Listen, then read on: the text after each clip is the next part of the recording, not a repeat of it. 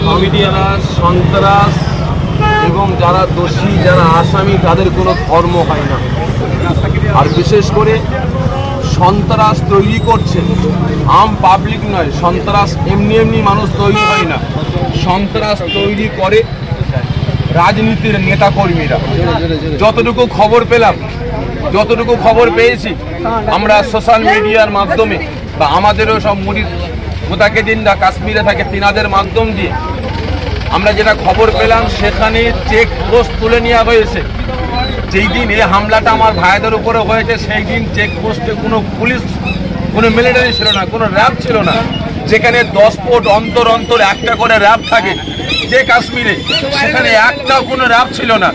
কম বেশি 1.5 ঘন্টা থেকে 1 ঘন্টা 45 মিনিট সন্ত্রাসরা এসে আপনার অপারেশন চালিয়েছে। তাহলে 1.5 ঘন্টা ধরে যখন গোলাগুলি ফায়ার হয়েছে তখন আমার দেশের সেনারা কোথায় গিয়েছিল? তারা কি ঘুমিয়ে পড়েছিল? না, তারা ঘুমিয়ে যায়নি, তাদেরকে ঘুম পাড়ানো হয়েছিল।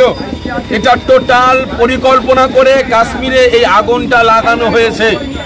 আগামী 26 ইলেকশনকে কেন্দ্র করে হিন্দু মুসলমানের যে একতা, যে ঐক্য, যে ভ্রাতৃত্ব ভালোবাসা, আজকে এটাকে নষ্ট করার একটা মূল চক্রান্ত আমার দেশের সরকার শুরু করেছে। কারণ বিগত দিনে আপনি ইলেকশনের সময় দেখেছেন যে সেনাদের উপরে আক্রমণ চালানো হয়েছিল। কারা করেছে? পুলওয়ামা আক্রমণটা যেটা হয়েছিল কারা করেছিল? সেই দোষীগুলো আজকে গেল কোথায়? তাদেরকে এখন অ্যারেস্ট করা হয়নি কেন? রিপোর্ট বেরোচ্ছে না কেন?